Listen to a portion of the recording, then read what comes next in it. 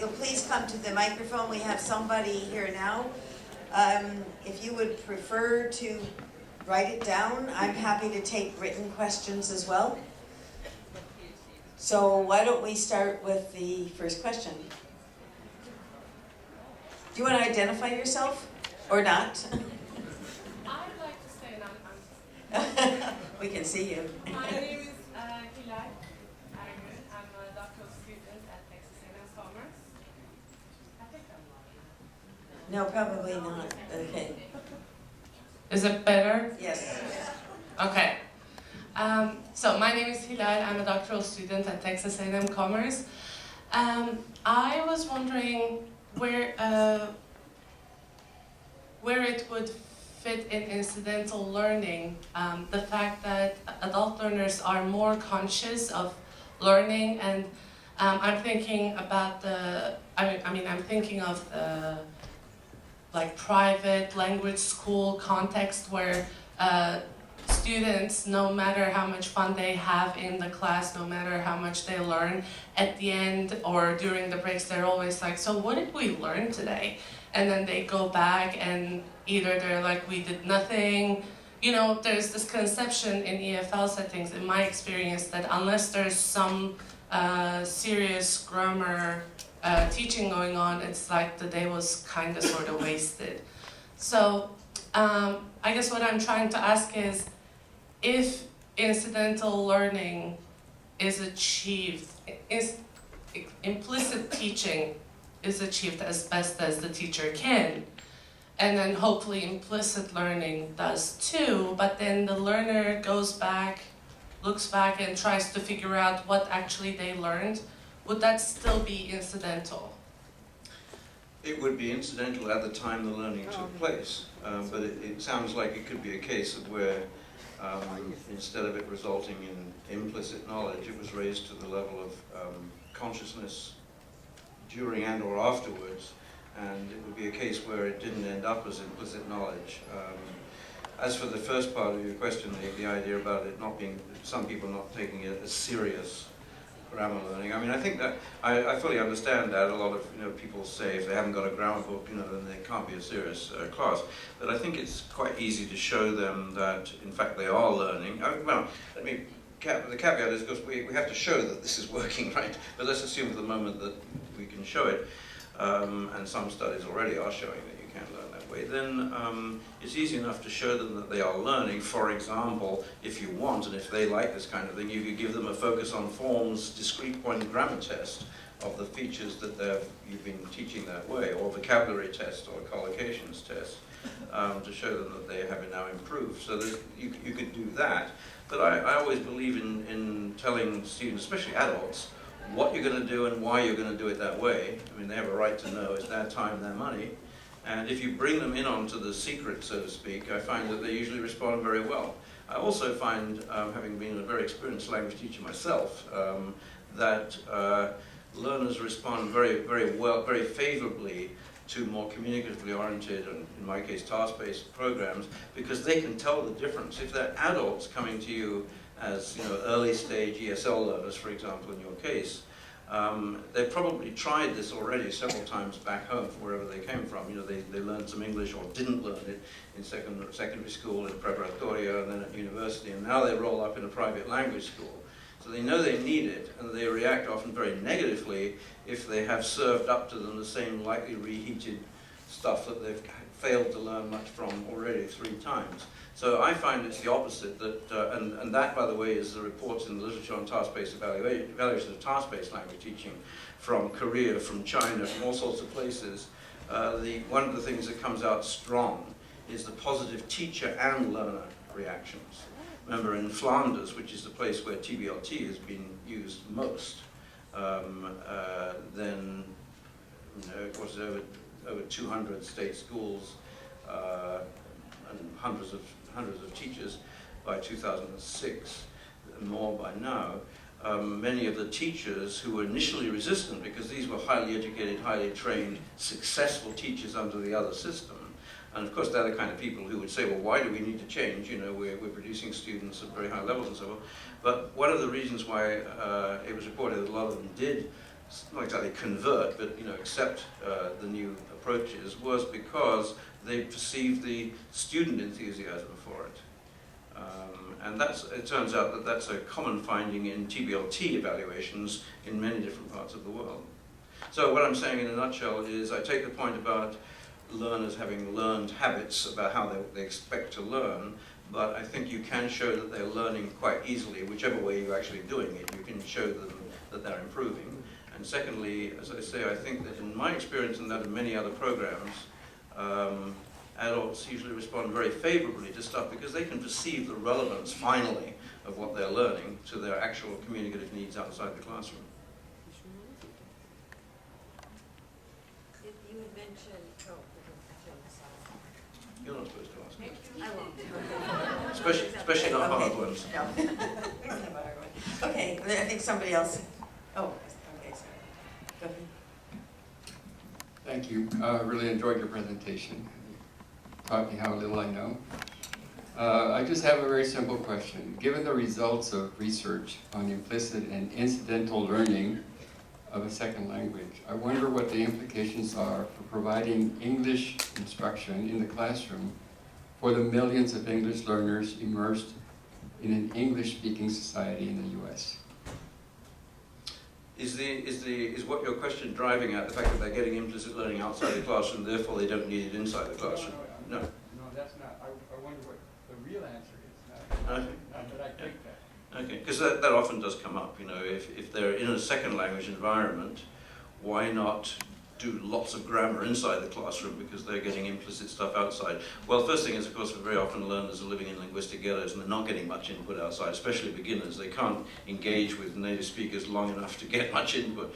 And basically, you see, where I start from is basic SLA findings.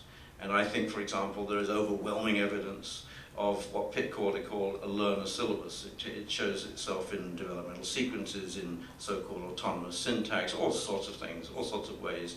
And that therefore, however we end up teaching, it should be in harmony with the learner's internal processes, which are actually much stronger than what we think we can do by manipulating the linguistic environment. They'll learn, as Pieneman showed many years ago already, what we can teach is only what they can process at any one time, and what is learnable is what is processable, and therefore what is teachable is what is learnable. In other words, we are in the hands of the learners, like it or not, and therefore the question is how can we facilitate, speed up, raise the ultimate goal of learning. We can't do much, I think, to change fundamentally how they learn. So Rod Ellis, Manfred Pieneman, many people did studies in the late 80s and 90s, Alison Mackey, all sorts of people showing the failure of instruction to alter developmental sequences, for example, and in other words, to support Pieneman's basic position, and there's been a lot more support of Pieneman's position ever since. That is, in a way, underlying a lot of what I say about TBLT, namely, and focus on form and so forth. In other words, it's some kind of teaching, and now I'm suggesting that we try something even more oblique. It's some kind of teaching that takes advantage and works hand in hand with the learners, whether it's inside the classroom or in less structured, informal tutoring outside, because actually that's what works. There's plenty of studies to show that instruction speeds up acquisition, that it doesn't alter processes, it doesn't alter route of instruction, but it does speed up the learning, and it also increases ultimate level of attainment. Now, your question was, well, what does it mean for inside the classroom? And for me, it means you use that kind of instruction inside the classroom too. I don't care whether it's a foreign language or a second language environment. The challenge is usually the opposite. It's when you're in a foreign language environment, how can you alter the classroom situation to make up for usually the lack of input outside or inadequate amount of input? And that's where things like extensive reading programs come in, lots of videos and so on, the kind of thing that's being tried in many parts of Europe today. If I'm not going to go into this because I've already taken advantage of you by going on as long as I apparently did, but were I to go through the lexical and collocations learning example that I already also had lined up, I would be arguing, in fact, that purely incidental reading programs, these so-called extensive reading programs, are just inadequate. And in fact, the research doesn't support much unless you've got an awful lot of input that way. So I have some ideas about how to improve on that. And I'm not the only person. There's lots of people working on ways of improving incidental learning. So the short answer, the because this is a bit rambling, but the short answer, I think, would be that in the classroom I wouldn't be behaving any differently, whether it was in a second language environment or not, or in a foreign language environment. But the difference would be that in the foreign language environment, you're going to have to provide some kind of extensive exposure outside, because there just isn't enough opportunity for input inside. In the second language environment, I would also be looking for that kind of extra classroom instruction, because at least with beginning Latino students, which are the ones I know best from where I live, particularly these migrant workers where I volunteered a lot with, we have huge numbers of them in Maryland and so forth, they very often are not getting much exposure at all outside, especially in the early stages. And so I would be advocating the same kind of program inside the classroom and extensive stuff outside. And there's all sorts of things. It's not just extensive reading. Some of them can't read in their first language, let alone in the second. But all sorts of, this is getting long and rambling, but we developed all sorts of programs for these Casa de Maryland students, for those of you who know the area. These are migrant, mostly Latino, a few West Africans, which don't involve reading at all, but which do involve taking advantage of free things that don't cost a cent in the environment. For example, just one example, it turns out that public libraries, at least in Maryland, we still have libraries in Maryland, even though students don't read books anymore, but children read books. And also the libraries lay on these wonderful show and tell reading things for kids of 5, 6, 7, and many of these migrant workers have children. And so we suggested, we've done all this in Spanish as well as in English, we suggested that they take their children to these sessions, but that instead of sort of just parking them there and then going and have a cigarette around the back, they actually stay and follow along, because that input, which is beautifully contextualized for the children, is actually quite suitable for them too, if they're beginners and false beginners. So simple things like that. Simple things like watching the soccer games on the English channel, not the Spanish channel. I mean, there's all sorts of free things that they can do. Use of museum tours, because we're just outside DC. Museums are free in DC. Free to the public anyway, not to the taxpayer. And to take advantage of all these free guided tours that there are. Some of them are wonderful. Some of them are for children, some are for adults. It's ways that people who have otherwise very little access to English, in our case, can get lots of access to English without spending any money. I'm sorry if I didn't really answer your question very well, but the short answer again is I wouldn't change much just because it was in a second language environment, either inside or outside the classroom. And what I'm always looking for is the least intrusive interventions possible that will do the job. We have to show that it does the job first. So here's one. Let me start with some good news. In our colloquium yesterday afternoon, we reported on 2 studies. One is a methodological synthesis of 88 studies, and also a meta-analysis of 54 studies. Among the findings, in the short term, explicit instruction and implicit instruction one just does as well as the other. In the longer term, implicit instruction is better than explicit instruction. We also compare the results with the results from the Norris and Ortega study, 2000, because we added a lot more new studies there. And we noticed a number of changes, which I will not go into. In relation to that, I do have a couple of questions. One is, in your view, how seriously should ecological validity be taken in ISLA research? And number 2, given all the methodological improvements that you mentioned in your talk, how much closer are we to a more nuanced understanding of the efficacy of instruction beyond the type of instruction? Which one works better than which? I'll probably have to ask you to remind me of all these questions or comments, but just to, first of all, the finding your meta-analysis showed is absolutely consistent with the literature. So you have Li, that's the Chinese Li, Language Learning 2010, showing exactly what you just said about negative feedback, that implicit negative feedback is much more durable. In fact, that's a general finding of implicit learning. One of the papers I went to today, I was impressed by the fact this was the Isa and Morgan Short study, a very nice study. He just mentioned en passant. We only looked at the delayed post-test results, because they're a more robust and reliable measure of implicit learning. I thought that was nice. I'd never heard somebody do that. So first of all, what you apparently found in your study is absolutely consistent with the literature. Also point out that it's not just the Norris and Ortega study that found what you said, but also the update 10 years later by Jie Mangu, Gisela Graniena, and a couple of others whose names I forget, which just came out, although it was presented several slurfs ago. It just appeared in the brand new Rebushat book on implicit and explicit learning of languages. So if you're interested in that, there's another meta-analysis which basically confirmed the findings of the Norris and Ortega, introducing a lot of new studies. Now, what were the questions? Ecological validity. Ecological validity, yes. I'm notorious for advocating experimental lab studies first, early and often. And had I had another 2 hours today, I had another paper that preceded this stuff on what I think a definition of ISLA research is, because for me, contrary to what some people have published, it's not the same thing as classroom research or research on language teaching. And one of the differences is that as in, if you're wanting to show causal relationships in anything, you're going to have to do experiments, otherwise you can't, etc., etc. Now, of course, the usual complaint is, well, they don't reflect, they're not ecologically valid, or they don't reflect the classroom. Of course they don't. They're not intended to do. But nobody raises those kind of objections in, say, medical research. I mean, nobody says, well, why are you doing all these lab studies of this new drug? Why don't you just get out in the environment and start dishing out tablets, right?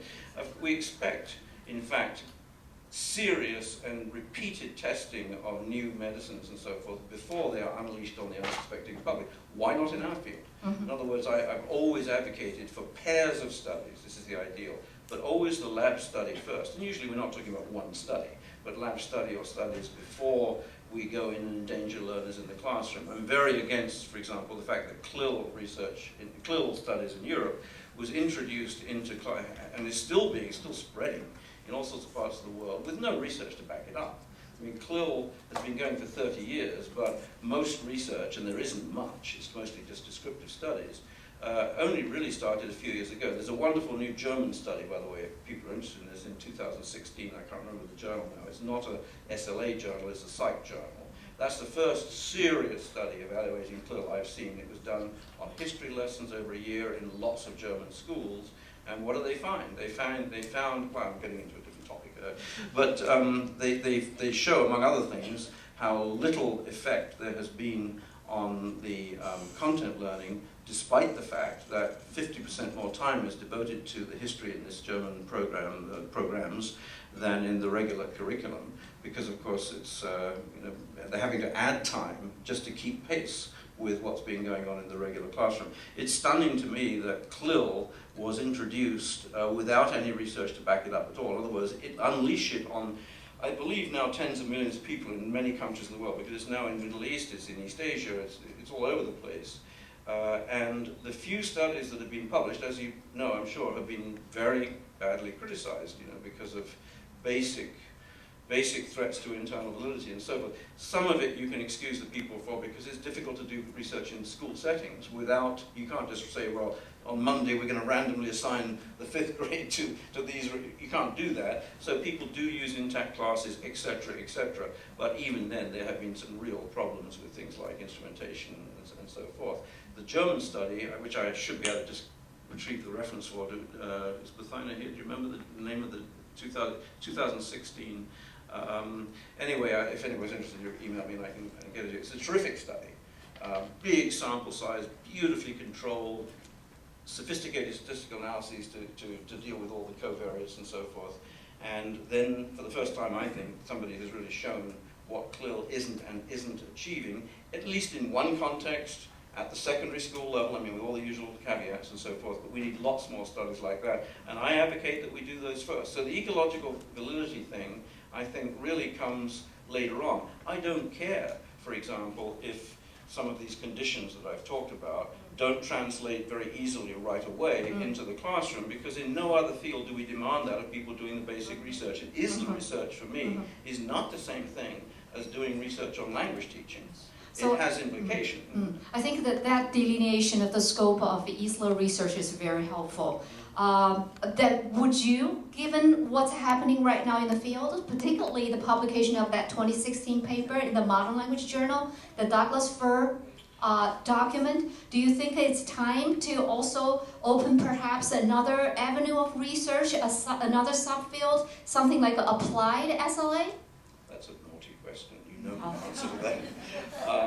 Funnily enough, this came up over dinner after a couple of glasses of wine last night, because some people hadn't heard of it, and I better not go too far with this and name names, but I suffice to say, I mean, it's a beautifully written piece by 15 or 16. How many of you know it? It's in Modern Language Journal this year. Have anybody read the Douglas Fir? It's like a manifesto. Well, you're not doing a reading. And it's basically, how can I put this in a polite way? It's some very well-established researchers, but people who don't like cognitive stuff very much, with the one exception of Nick Ellis. He's a signature of this.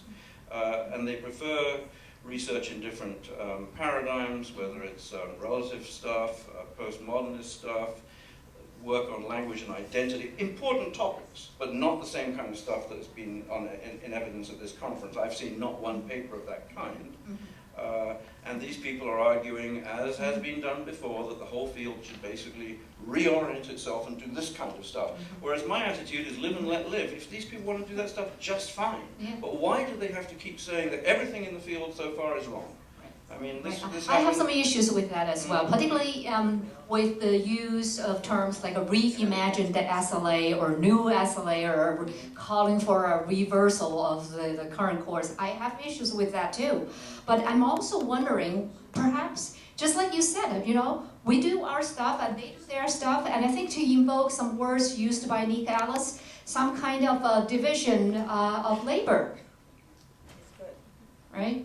I mean, we had this with Firth and Wagner in, what was it, 80s, 97, and you and I both wrote replies to it, and so did several other people, and it's a similar thing. In fact, some of these people, the same names that crop up, not those two, but several others, and you know, I'm happy for these people to go and do it. I think it's just sweeping generalizations about the field as it is. And I remember some of the people who responded to the original article could say exactly the same thing about some of this stuff, which is to say, you know, when you want to play poker, you have to ante up, you know, you have to have some chips. Or in this case, you have to have done some studies and have some results to show that what you're advocating works and is better than what's been done in the last 30, 40 years. Rather than just turn up on the doorstep and say, everything that's been done so far is wrong, give it up and do what we think might be a nice idea. Okay. So we'll just pass it on. Yes! It's Dallinger et al., but what's the journal? Learning and Instruction. Okay, it's in the Journal of Learning and Instruction, so it's an ed-psych journal. I really recommend it. If you're interested in CLIL, as some of us are, we've just done a study of this at Maryland, then that study I think is really very, very good. Right. Alex Housen, University of Brussels. Thanks, Mike, for another excellent plenary. As usual, you left me breathless and my amygdala tickled. Basically, I don't know, you know, I'm more, it's not really a question, or not, and it concerns the first part of your talk. And it's actually, yeah, it is a question directed more to Sue and Heidi and the other editors of the journals in our field. You pointed out some initiatives and needs and directions that, for future, or at least that ISLA research should take, like collaborative research networks, replication studies, and there should be a designated place for them in some of the journals. I'd like to make a plea also to reserve some space for null results and null effects, because it seems that the only null results that are accepted in our field concern ultimate attainment ones, and all the others are rejected. And I think that is not furthering the field. One of our neighboring fields on bilingualism studies and multilingualism, I mean, it's a big discussion there and a debate there, and people are becoming increasingly conscious about the detrimental effects of ignoring these results. And I think we should do the same. Would you agree? Let's Sue, I have something to say, but you have a go too. Well, no, this is not my plenary, so I don't have to, but I want to say that it's not so much that they're rejected, that they are not submitted. I think that they're just, I mean, I can't say how Why do you think they're many. not submitted? Pardon me? And why do you think they're not? I think they're not, maybe because they fear they will be rejected, because they aren't significant enough. I completely agree that null findings, that we must know about them, and there was a controversy in the field a couple of years ago about this very issue, that this is all part of knowledge, we have to build the field in this way. It's interesting that you say reserve space for null findings. I don't quite know how to do that, but I'm going to think about that a little bit. But I think I'm correct in saying that in SSLA, for example, that I co-edit with Bill, I see Mahima back there can help me in this. I don't think we get those papers, and you're right. Why don't we get them? They're afraid they're going to be rejected, or they're not very important. So, I mean, that would be my response. Usually people will say there's a methodological flaw somewhere. That's often the case. That could be, but maybe there's not, and there should be room for that. I don't know. In case that there is a methodological flaw, Right, or when there are null findings, the reviewers will say oh, perhaps. okay, that's going to be That the would be- reaction yeah. of one of the reactions of the reviewers. I mean, you're. But that's an editor's responsibility to look at that and make sure that that's not the case, that that's not like, I mean, it's fine to reject them if they're not good studies, but. And they will be open to more methodological scrutiny, I guess, than if you find significant. I don't know more or not. I mean, I really hadn't thought about it in quite that way, but they do not get submitted. I don't know if Heidi, if you've got the same sense of well, that, yeah. Perhaps this is a plea, if you do find null results, Yeah. and if the study is methodologically sound, let's submit them then. I agree completely. I mean, I've always said that null findings are often as important as some kind of effect for whatever it is you're looking at, because knowing what doesn't work, for example, is part of is a step towards finding out what does work. And in fact, the quicker we find out in any field, what's wrong or what doesn't work, the closer we are to a solution. I always give this example in basic research methods courses. You're a traveler in a foreign country. You're lost. You come to a 5-way intersection in the middle of the desert or in the middle of the plains. There's no visible human edifices of any kind. And you see 5 signposts pointing to the 5 different ways. You don't know where any of them go, except that you do know that 2 of them can't be the right way, because one is the place you just came from, and the other one, for some reason, you know about. You've reduced the odds on choosing the correct, or at least pursuing one that may be correct, by knocking out 2 that are wrong. And that, I think, is the same issue that you're raising. I agree. I think that it's often very informative to know that there were null findings for such and such a treatment. And it's not, as you say, always methodological problems. It could be, but in fact, there's just as many methodological problems in findings as in null findings. And there's all this business in statistical meta-analysis of the hidden, research, and there's so much of it because people, whether or not they think they would get it rejected, people tend not to submit because journals generally like results, don't they? They like statistically significant results, and it's a shame in a way. I absolutely agree with what you're saying. However, if you know at the board meeting this morning for SSLA, which Sue co-edits, the backlog on these journals these days is increasing because there's so much more. I mean, I remember when I was a program chair for this conference, when I was a UCLA PhD student, way back when, we had 2 concurrent sessions. I looked at the program, we had as many as 23 concurrent sessions.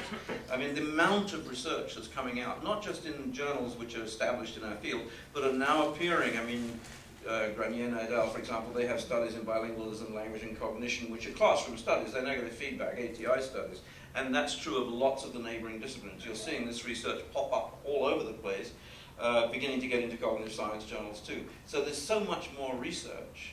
And if people did start submitting all the null findings results as well, then people like Sue would be up all night wondering what on earth they're going to do. Because there's a big backlog already. Oh, when I come to the microphone, I think it's going to be easier. I'll just try.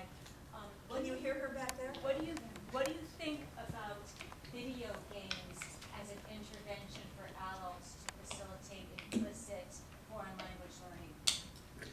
against video games. I'd like to abolish them all. I'm a Luddite, and I would like to get rid of cell phones because I can't work out how to use them. Yes, Kathy had to, etc. I'm the worst person to ask that. I mean, I've never ever, I don't know what Facebook is. I've heard about it. I don't do Twitters or tweets or whatever it is. I never, if I wanted to, I couldn't. But I don't want to. I think society is being royally damaged by, I see all the undergraduate kids in Maryland walking around between classes, bumping into each other because they can't take their nose out of a cell phone. And they're on the phone and they're saying, you hear snatches of conversation, where are you? Oh, I'm just walking in front of the library. Where are you? I must be close to you. And what did they used to do before we had this kind of stuff? And the same with computer games. I've seen the devastating effect it's had on my son's friends and so forth.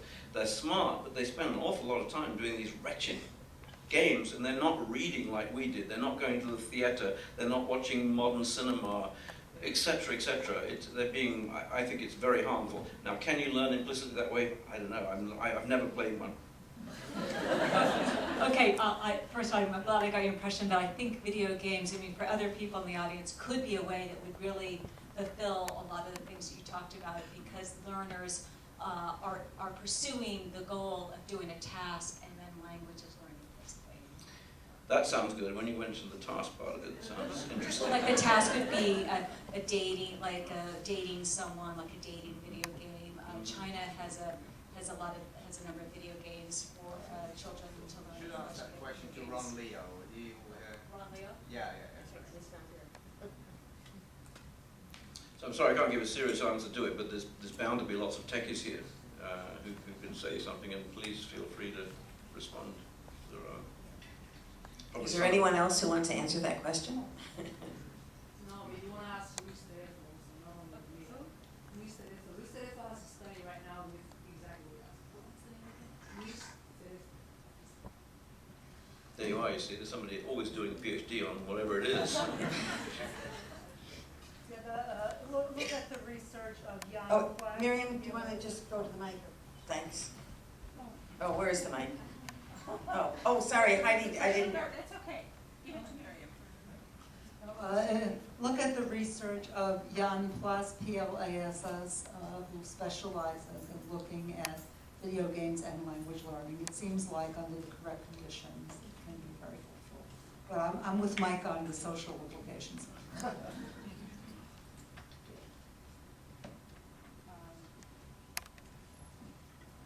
Obviously, I'm an interested party in this, but I would like to encourage you to read the Douglas Fir Group paper that Mike just referred to on multiple levels. First of all, with regards to its tenor, I don't think at least it did not intend to shut out other approaches to the study of languages. Instead, it set out a set of parameters that exist out there now that the group, after rather extensive discussion, decided needed to be taken seriously, which does not mean that other approaches are not valid. And as I was trying to make the case this morning, we're talking about different languages in our field, in the Bernsteinian way of thinking of theoretical approaches. And they have their own contributions to make. And the Douglas Fir Group paper essentially said, these are the issues that we see after extensive discussion, and we in fact invite discussion.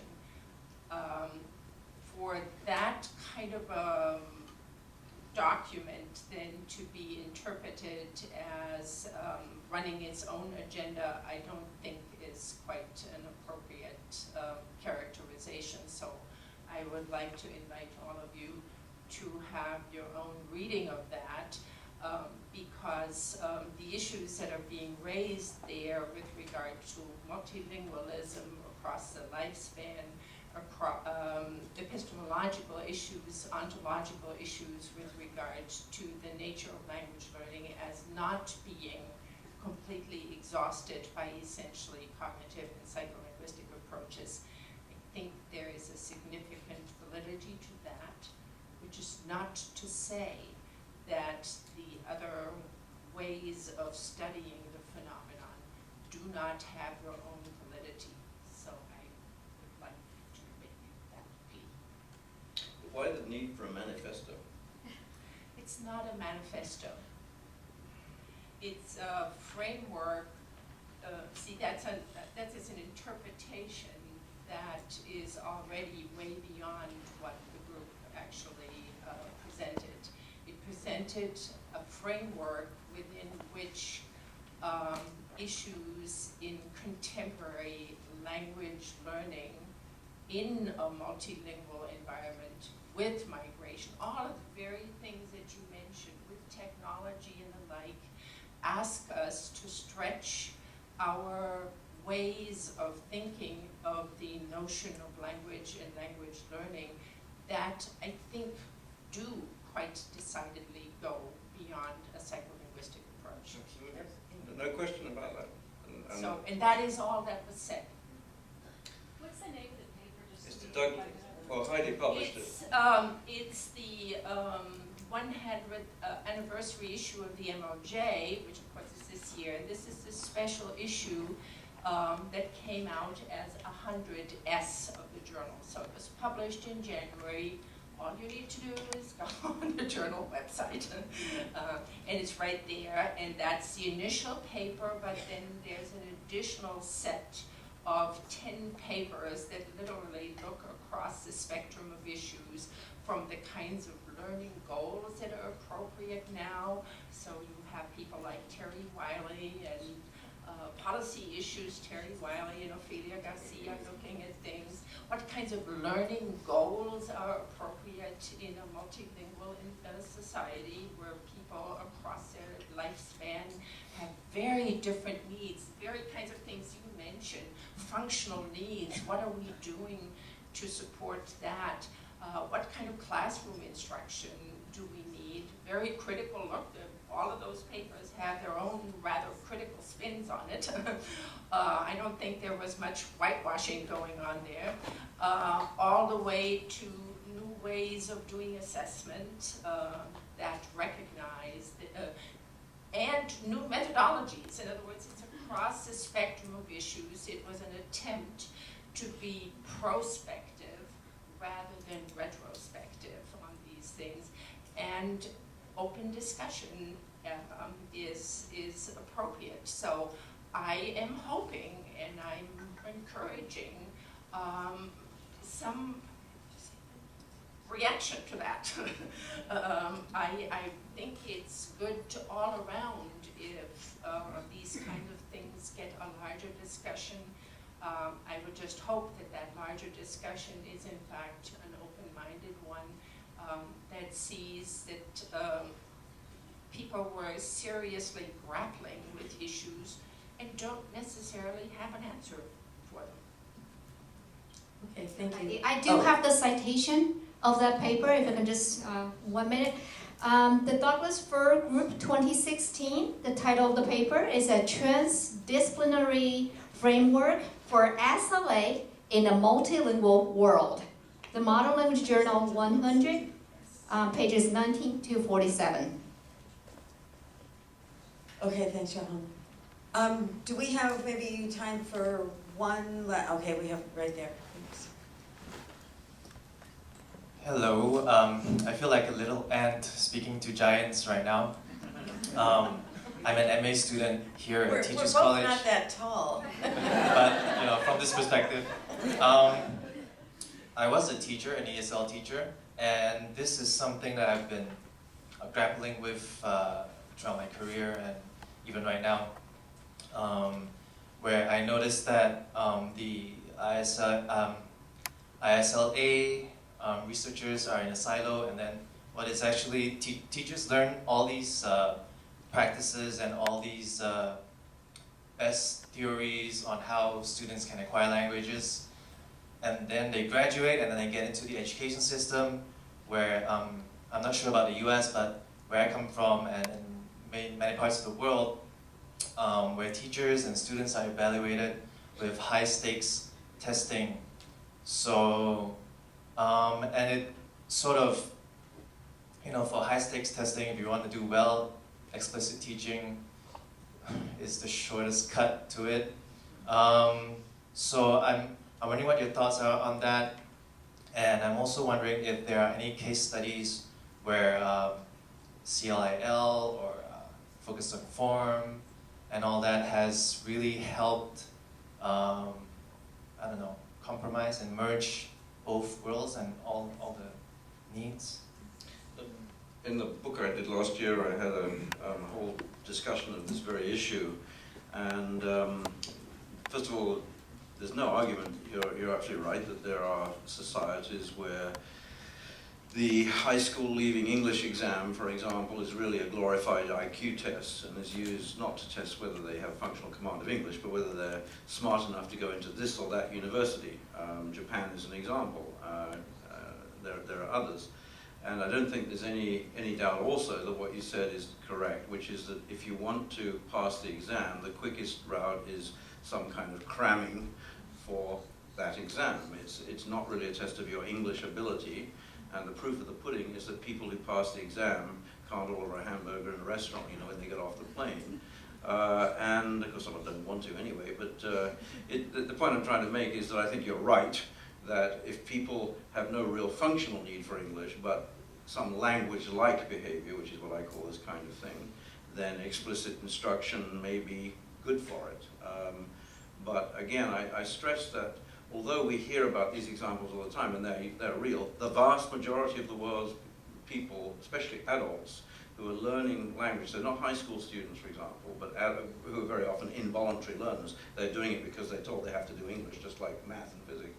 But the vast majority of adult learners are voluntary learners, except in the indirect sense that they may have been forced to learn a language because they've been ethnically cleansed, for example.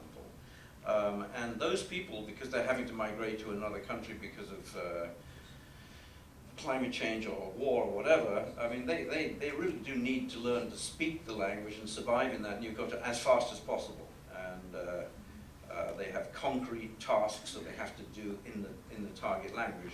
And so I advocate real functional language teaching, and implicit learning for those people is, I think, the way to go. Remember also that although you get your Syrian physician rolling up in Hamburg as a refugee, you also get illiterate Syrian cobblers rolling up, just the people who are smart enough to get out before it became very, very hard.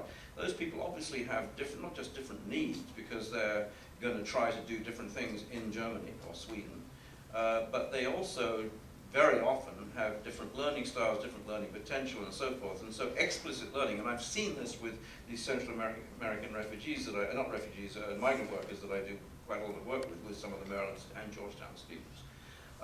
They are unable to deal with explicit instruction. It's no good giving metalinguistic rules to guys whose total education in El Salvador or Nicaragua, something finished at grade 5, in a rural school, one-room schoolhouse situation, and they've been 20 years out of any kind of formal education. You just can't even begin to deal with explicit metalinguistic statements. I mean, they're absolutely useless to these people. Implicit learning is actually much more the way they go about things. So what we're saying, I think, is really ABC stuff, that there are lots of different language needs and language-like needs in the world. And I'm certainly not going to get in the way of, saying, well, you can't prepare people for a test in Japan or wherever it is, which is really nothing to do with using the language, but is all to do with your educational life chances, because it can determine whether you get into a good university or not. But I just don't think we should confuse the things. And in the book that I wrote, about TBLT, talking about the washback effect of exams like the ones you're mentioning, I did point out that I don't think there's any way. I mean, TBLT or any kind of language teaching is not going to change government policy. It's going to be the other way around. When government policy changes, that's when you're going to see advances. And it turns out that in some countries, Japan is an example, the government is gradually, at glacier-like pace, but gradually increasing the emphasis on the spoken language and some sorts of communicative testing and so forth. It takes time. You can't expect the whole thing just to change in, from Friday to Monday morning. So I think in the long run, the problem, and it is a problem, as you correctly say, but I think it will gradually go away because the Japanese, and I'm just using Japan, there's many countries where this is the case, they're realizing, just like everybody else, that a language is not just an IQ test to get into university. People actually need this stuff, and increasingly so in a global world, with increased travel and international education and so forth. That's where things are going to change. That's going to be the motivation for the change. Okay, I have just gotten the warning card, but we are done. So I want to thank Mike so much for his plenary, and I told you it was going to be a whirlwind tour.